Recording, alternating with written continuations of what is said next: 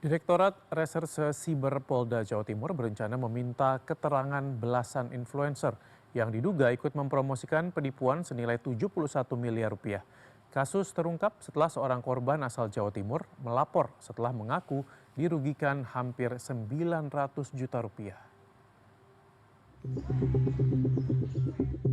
Tetap bertahan meski terpuruk habis-habisan akibat penipuan berkedok arisan. Setidaknya ini yang bisa diupayakan Dewi Wulandari, seorang penjual baju online asal Jember. Berawal dari sekedar scroll Instagram, Dewi mulai terjerat sindikat arisan online JNK Real sejak Juni 2025. Dewi mengaku merasa yakin setelah melihat testimoni dan endorsement sejumlah selebriti lewat akun arisan jnkreel.id. Dewi pun mulai terpikat menyetorkan dana untuk arisan menurun dan investasi berkedok program beli lelangan wisuda atau BLW. Mengaku sempat menikmati cuan hingga pencairan keempat, wajar jika Dewi pun semakin bersemangat. Sejak Juni 2025 hingga Februari 2026, Dewi total mengambil 40 slot arisan menurun dan 8 paket BLW dengan total nilai investasi lebih dari 860 juta rupiah. Namun belakangan, cuan yang dijanjikan ternyata tinggal harapan. Rugi besar ini yang membuat Dewi akhirnya melaporkan kasus penipuan ini ke Polda Jawa Timur bulan Maret lalu. Ya harapannya itu balikinlah uangku, hakku itu loh, uangku nggak perlu bunga apalah, uangku yang masuk 862 980 juta itu aku minta balikin ke saya gitu, karena uang itu uang aku ngumpulin dari aku kerja banting tulang dari pagi sampai malam udah ngumpulin.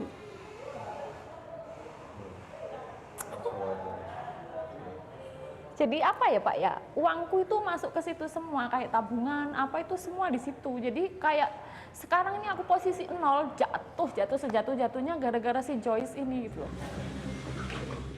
Menindaklanjuti laporan Dewi, Direktorat Reserse Siber Polda Jawa Timur pun bergerak cepat. JNK selaku pemilik dan pengelola utama arisan online fiktif ini dicokok dari kediamannya di Bali.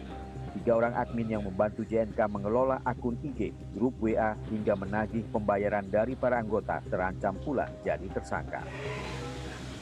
Jadi saat ini tim masih berkonsentrasi terhadap penelusuran aset yang sudah dilarikan oleh para tersangka, dan saat ini juga tim sedang melakukan pengembangan dan akan ada tersangka lainnya untuk kasus arisan online tersebut. Kemungkinan jumlah korban masih akan bertambah? Saya yakin masih akan ada bertambah untuk jumlah korbannya.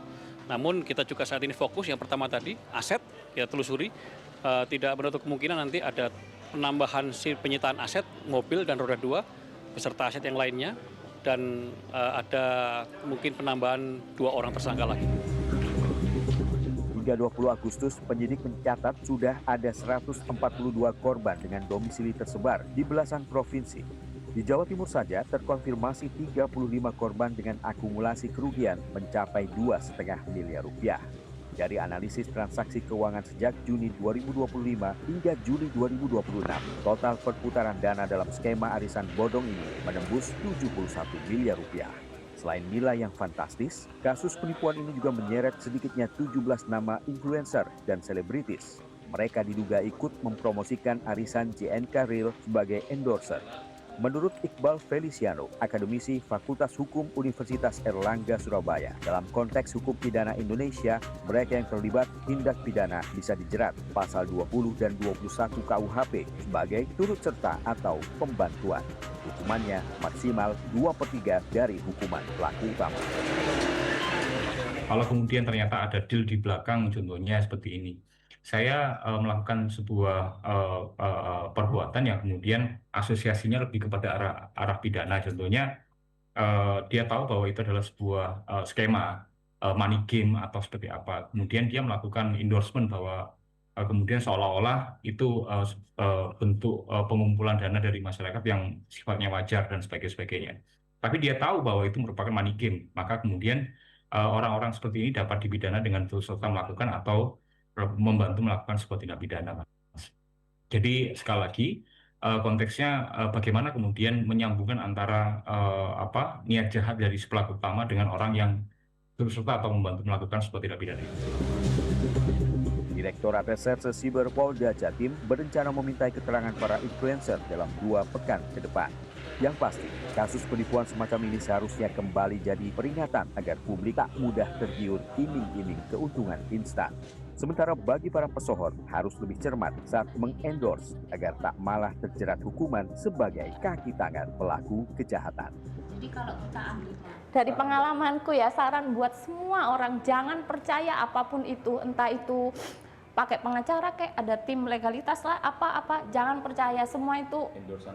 Endorsan artis pun jangan percaya. Semua pasti akan kayak gini dah nanti. Oke lah, awal-awal enak-enak. Kayak gini nanti, jangan percaya, sudah. Alan Maulana, Aga Dipa, Surabaya, Jawa Timur.